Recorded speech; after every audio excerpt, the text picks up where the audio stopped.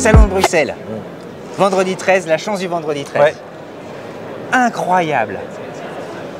Là, Lotus et Lettres, c'est ça? Est-ce que je le prononce bien? Je sais pas, j'en ai pas entendu parler encore. Spectaculaire. Ouais, spectaculaire. SUV.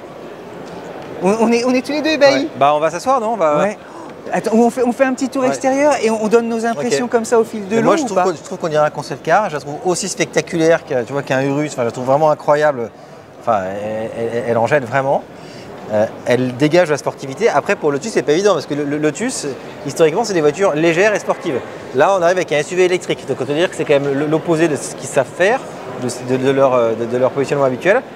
Mais je trouve que ouais, la voiture elle est très réussie, elle est très belle, que ce soit à l'intérieur comme à l'extérieur. Et tu as des détails qui font sportifs, regarde ça, les prises d'air là dans le capot. Impressionnant.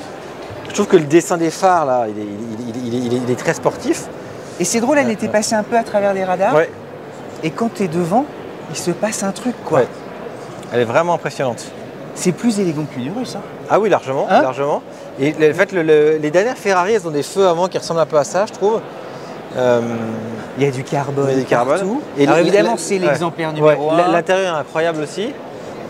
Et en autonomie, en fait, il y a deux. Pas mal. Ouais, alors je viens de l'apprendre. Il y a deux versions. Tu as la R et la S. Il y en a une qui a 600 km d'autonomie, 600 chevaux, et une qui a 500 km d'autonomie et 900 chevaux. Donc c'est là, on est dans les mêmes eaux que le Model X. Et en prix, ça coûte 120 000 €. Enfin, c'est dans le marché. Si elle sort effectivement comme ça, qu'elle tient ses promesses, que Lotus a été aussi les spécialistes de faire des annonces de gamme qui sortaient jamais. Donc si celle-ci, elle sort effectivement comme ça, à ce prix-là, et avec ces spécifications-là, à mon avis, elle peut faire un carton. Ce serait dommage quand tu vois la gueule des jantes, les étriers jaunes, là, le carbone ici. J'imagine que c'est les trappes évidemment pour recharger. Et Audi inspire. Ouais. Et on monte à bord, regarde. On monte à bord. Oh, je vous explique pas l'intérieur.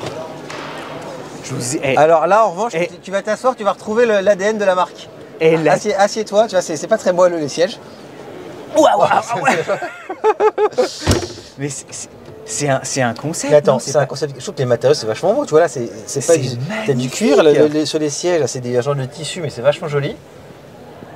Non, la voiture, elle est incroyable. Hein. Le volant, il y a un côté presque organique. C'est les boutons. Si elle sort vraiment comme ça, il y a un très mal. Hein. Et alors oui, on parlait d'e-tron, mais elle reprend évidemment. Oui. Tu sais, ça. Les woofers et tout, ils sont vachement bien, les haut-parleurs. Enfin, je trouve qu'elle dégage la sportivité, alors que c'est un SUV électrique. C'est anti-sportif normalement.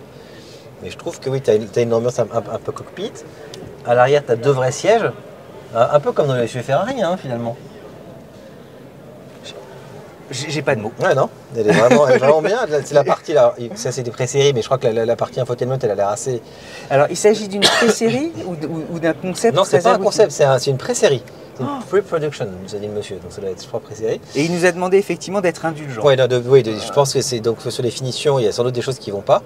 Mais bon, non, je la trouve impressionnant.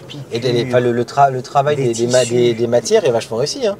Et tu vois, pareil, le tableau de bord, tu vois, qui se prolonge, là, ça fait une ambiance cockpit qui est vachement bien. C'est un peu comme sur la BMI7 aussi. Tu sens que les LED, ça te crée une atmosphère. Ouais. On n'ose rien dire, le toit vitré. C'est vachement chouette. Hein. Je pense que c'est encore. C'est encore. C'est juste pour se rendre compte. Hein. Mais tu vois, les poignées avec du cuir, un petit écran devant avec les infos essentielles de la conduite, le grand écran à la Tesla, écran passager comme sur les Ferrari. Une petite manette évidemment pour les changements de vitesse de la boîte auto. Donc si elle sort comme ça, à mon avis, juste avec un peu plus de mousse dans les sièges quand même. mais si elle sort comme ça, elle peut faire un carton. C'est un petit peu dur. Voilà, c'était pour vous. Magnifique aussi l'animation sur l'écran. Tout est chouette. Hein. Les typos, l'ergonomie te semble plutôt pas mal. Ouais, ça m'a l'air bien. Donc s'ils la sortent comme ça, si elle sort effectivement, à mon avis, gros. Pardonnez-nous d'être un peu. On la découvre en même temps que vous. On est voilà. Écoutez, voilà, là, vous avez nos silences qui disent parfois beaucoup plus que tout le reste. Retrouvez-nous sur 100 bornes, toutes les nouveautés du salon et les surprises, parce que ça, c'est une vraie surprise. C'est en suggestion. Ou si vous déroulez tout l'onglet vidéo, vous êtes avec nous pour ce super salon auto de Bruxelles. À tout de suite sur d'autres vidéos.